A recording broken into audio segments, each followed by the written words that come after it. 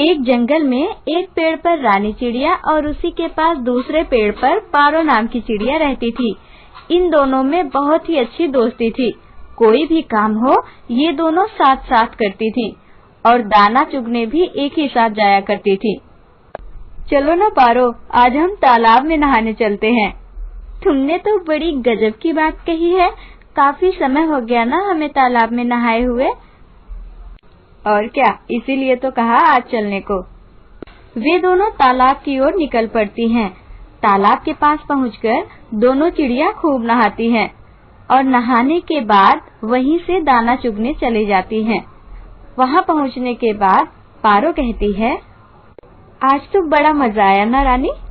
हाँ, मजा तो बहुत आया, लेकिन अब आसानी से दाने भी मिल जाए तो और भी मजा आ जाएगा।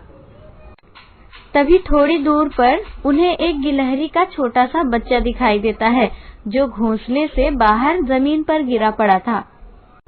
हाय हाय, इतना प्यारा बच्चा यहाँ कैसे गिरा है? लगता है इसकी माँ ने ध्यान नहीं दिया। पारो, हम इसे उठाकर घोंसले में रख देते हैं। जब इसकी माँ इसे खोजते हुए आएगी तो इसे घोंसले में देखकर बड़ी खुश होगी, है ना? हाँ, चलो अब जल्दी से इसे सुरक्षित घोंसले में रख देते हैं। रानी और पारो उस गिलहरी के बच्चे को वापस उसके घोंसले में रख देती हैं। रानी, मुझे लगता है कि हमें कुछ देर यहीं रुकना चाहिए। जब इसकी माँ आ जाएगी तब हम घर चलेंगे। वे दोनों गिलहरी का इंतजार करती हैं। काफी समय बीत चुका था और शाम भी होने वाली थी, लेकिन गिलहरी नहीं आई। अब हम क्या करेंगे रानी? इसकी माँ तो अभी तक नहीं आई और शाम भी हो गई है। हम इसे यहाँ अकेला भी तो नहीं छोड़ सकते। तुम सही कह रही हो पारो, हम इसे यहाँ अकेला नहीं छोड़ेंगे, इसे अपने साथ ले चलेंगे। रानी और पारो चिड़िया गिलहरी के बच्चे को अपने साथ ले आती हैं। अगली सुबह वे लोग फिर से दाना चुगने के लिए जाती हैं और शायद आज गिलहरी की माँ आ जाए, इसी उम्मीद से वे लोग गिलहरी के बच्चे को भी साथ ले जाती हैं। वे दोनों उस जंगल में पहुंचकर गिलहरी के बच्चे को उसके घोंसले में रखकर वापस दाना चुगने चली जाती हैं। कुछ समय बीतने के बाद रानी चिड़िया कहती है, पारो, क्या तुम्हें लगता है उसकी माँ आई होगी उसे लेने? पता नहीं रानी, अब वापस जाकर देखने पे ही पता चलेगा कि वो आई है या नहीं। दाना चुगने के बाद थोड़े से धान लेकर वे दोनों वापस उस गिलहरी के बच्चे के पास पहुंचती हैं। हाय बेचारा, अभी तक अकेला पड़ा हुआ है। रानी, इसकी हालत देखकर तो मेरा कलेजा फटा जा रहा है। न जाने इसकी माँ जिंदा भी है या नहीं। पारो, मेरे ख्याल से हमें इसे यहाँ अकेला नहीं छोड़ना चाहिए। क्यों ना हम इसकी परवरिश करें? हम दोनों अकेले ही तो रहती हैं। इसके होने से हमारा अकेलापन भी दूर हो जाएगा और हमारा समय भी इसे खिलाने पिलाने में बीत जाएगा। वे दोनों बड़े ही शौक से उस बच्चे को हमेशा के लिए अपने पास उठा लाती हैं। घर पहुंचकर रानी चिड़िया कहती है, पारो, अब हम तीनों एक साथ यहीं इसी घोंसले में रहेंगे। हाँ, तुम भी यहीं हमारे साथ रहो और हम दोनों मिलकर इसकी देखभाल करेंगे। रानी, इसने सुबह से कुछ भी नहीं खाया है। जरा वो धान में से चावल निकालकर इसे खिला दो। रानी अपनी चोंच की सहायता से धान में से चावल निकालती है और उस बच्चे को खिलाती है। खाने के बाद तीनों सो जाते हैं। अगली सुबह रानी चिड़िया कहती है, पारो, आज हम इसका अच्छा सा नाम रखेंगे। जरा कोई नाम तो सोच के बताओ। इसका नाम हाँ, जोजो नाम कैसा रहेगा? बड़ा ही प्यारा नाम है जोजो, बिल्कुल इसी की तरह। थोड़ी देर बाद वे लोग जोजो के साथ जंगल में जाते हैं दाना चुगने। जोजो भी उनके साथ धीरे धीरे दाना चुगना सीखता है। इसी तरह दिन गुजरता गया। जोजो भी अब धीरे धीरे चालाक होता गया। वो रानी और पारो चिड़िया को ही अपना परिवार समझने लगा। जोजो दोनों को ही माँ कह के पुकारता था। रानी, जोजो जब भी हमें माँ कह के पुकारता है तो ऐसा लगता है जैसे ये हमारा ही बच्चा हो। तुमने बिल्कुल सही कहा पारो, जी करता है इसे कितना लाड प्यार करूं। इसे देखकर अब लगता ही नहीं कि ये दूसरे किसी प्राणी का बच्चा है। इसी तरह बातें करते करते वे दोनों जोजो को बड़े ही प्यार से अपने गले से लगाकर सो जाती हैं। ऐसे ही काफी दिन बीत गए और अब तो जोजो अपनी दोनों माँओं से भी तेज हो गया था दाना चुगने में। एक दिन सुबह सुबह वे तीनों जंगल में जाते हैं। दाना चुगते चुगते वे लोग काफी दूर निकल जाते हैं। तभी वहाँ एक गिलहरी अपने 2 बच्चों के साथ आती है। उन्हें देखकर जोजो कहता है, पारो माँ देखो ना, वे लोग बिल्कुल मेरी तरह दिखते हैं। उन्हें देखकर पारो और रानी दोनों घबरा जाती हैं। वो सोचने लगती हैं कि कहीं जोजो हमें छोड़कर उन गिलहरियों के पास न चला जाए। तभी गिलहरी की नजर जोजो पर पड़ती है। वो तुरंत अपने दोनों बच्चों को लेकर वहाँ पहुँचती है। गिलहरी रानी और पारो से पूछती है, ये तो मेरा बच्चा है, तुम्हें कहाँ से मिला ये? कौन हो तुम? हम तुम्हें नहीं जानते और ये तुम्हारा बच्चा कैसे हो सकता है? इसे तो हमने आज कितने दिनों से अपने साथ रखा है। इसकी देखभाल भी हम ही करते हैं। हमने आज से पहले तो तुम्हें कभी नहीं देखा। देखो, मैं अच्छे से पहचान सकती हूँ अपने बच्चे को। मैं एक माँ हूँ और माँ कभी भी अपने बच्चे को पहचानने में धोखा नहीं खाती। इस पर रानी कहती है, तो इतने दिन कहाँ थी तुम? क्या एक माँ अपने बच्चे से दूर रह सकती है भला, वो भी इतने दिनों तक? अगर ये तुम्हारा बच्चा होता ना, तो तुम बिना कहे कितनी बार आई होती इसे खोजने। तुम दोनों को जो इल्जाम देना है मुझे दे सकती हो, क्योंकि ये मेरी बदनसीबी है जो मुझे लगा कि अब ये मुझे कभी नहीं मिलेगा। उसकी ये बात सुनकर रानी चिड़िया कहती है, क्या मतलब है तुम्हारा? आज से काफी समय पहले इसी जंगल के एक पेड़ पर मैंने अपना बसेरा बनाया था और मैंने वहाँ 3 बच्चों को जन्म दिया। मेरे तीनों बच्चे धीरे धीरे चलना ही शुरू किए थे कि अचानक ऊपर से एक बाज आया और एक बच्चे को अपने पंजे में दबोच कर उड़ गया। मैं बिना कुछ सोचे समझे घबराकर अपने बाकी बच्चों को साथ लेकर वहाँ से हमेशा के लिए चली गई।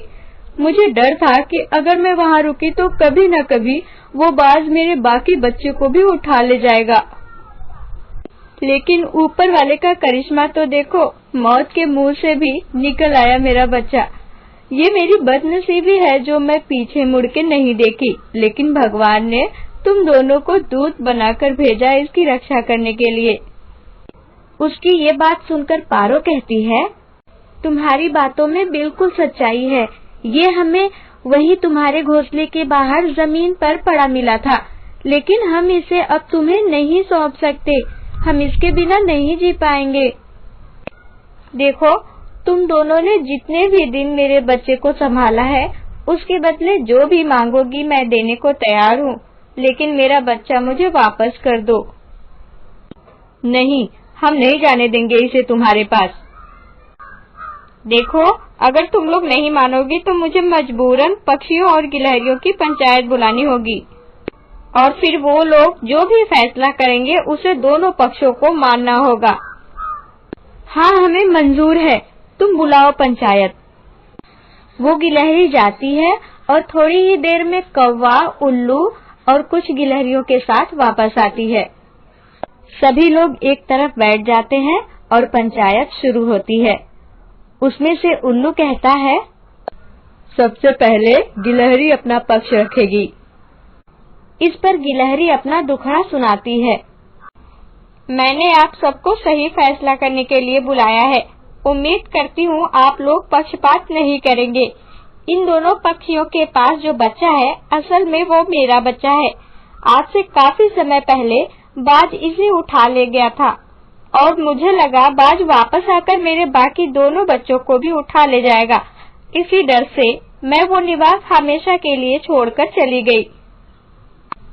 आज जब इतने दिनों बाद मैं यहाँ आई तो देखा कि मेरा बच्चा जीवित है और सुरक्षित भी। ये इन पक्षियों को मिला था। ये लोग तब से लेकर आज तक इसकी देखभाल कर रही हैं और इसके लिए मैं इनकी शुक्रगुजार भी हूँ। लेकिन अब जब मैं ये पहचान चुकी हूँ कि ये मेरा ही बच्चा है, तो मैं इसे अपने साथ ले जाना चाहती हूँ, पर इनमें से कोई भी मेरा बच्चा मुझे वापस देना नहीं चाहता। इस पर कौवे ने कहा, तुम दोनों इसके बच्चे को इसे क्यों नहीं लौटा रही हो?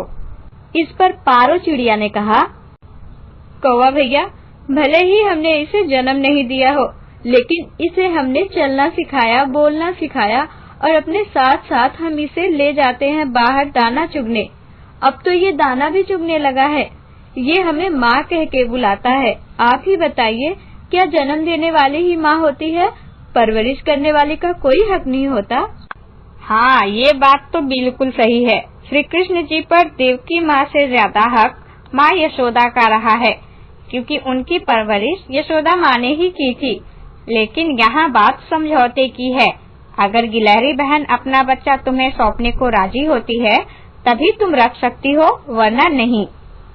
ये सुनने के बाद उल्लू कहता है, देखिए, माँ कभी भी अपनी संतान किसी और को देना नहीं चाहेगी, इसलिए अब इसका फैसला इस बच्चे पर छोड़ देते हैं।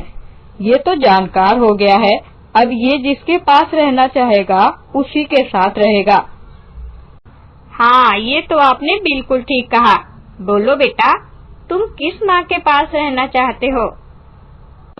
जोजो अपनी जन्म देने वाली माँ की तरफ देखता है, फिर जिन्होंने उसे बचाया था उनकी तरफ देखता है और थोड़ी देर बाद कहता है, मैंने जब से होश संभाला है, अपनी माँ के रूप में पारो माँ और रानी माँ को ही पाया है, इसलिए मैं अपनी इन्हीं दोनों माँओं के साथ रहना चाहता हूँ।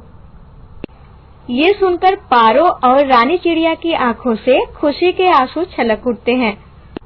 तभी उल्लू ने कहा, फैसला तो हो गया, बच्चा पारो और रानी चिड़िया के साथ रहना चाहता है, इसलिए गिलहरी बहन, अब तुम जिद मत करना जोजो को अपने साथ ले जाने के लिए। चलो भाइयों, हम सब चलते हैं, पंचायत खत्म हुई। वे सब चले जाते हैं।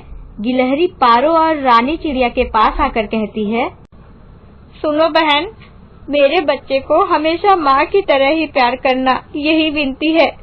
इसने तुम दोनों को ही माँ चुना है, इसे कभी दूर मत जाने देना। इतना कहकर गिलहरी रोने लगती है और पारो चिड़िया कहती है, रो मत गिलहरी बहन, हमने तुम्हारे बच्चे को अपना ही बच्चा समझकर परवरिश किया है, उसे हम खुद से दूर कैसे रख सकते हैं भला। लेकिन तुम्हारा जब भी मन करे आ जाया करना हमारे जोजो से मिलने। ठीक है बहन, अब मैं चलती हूँ, अपना और जोजो का ख्याल रखना। गिलहरी अपने दोनों बच्चों के साथ वापस चली जाती है। इधर पारो और रानी चिड़िया भी जोजो को साथ लेकर हंसते हुए अपने घर को चली जाती हैं।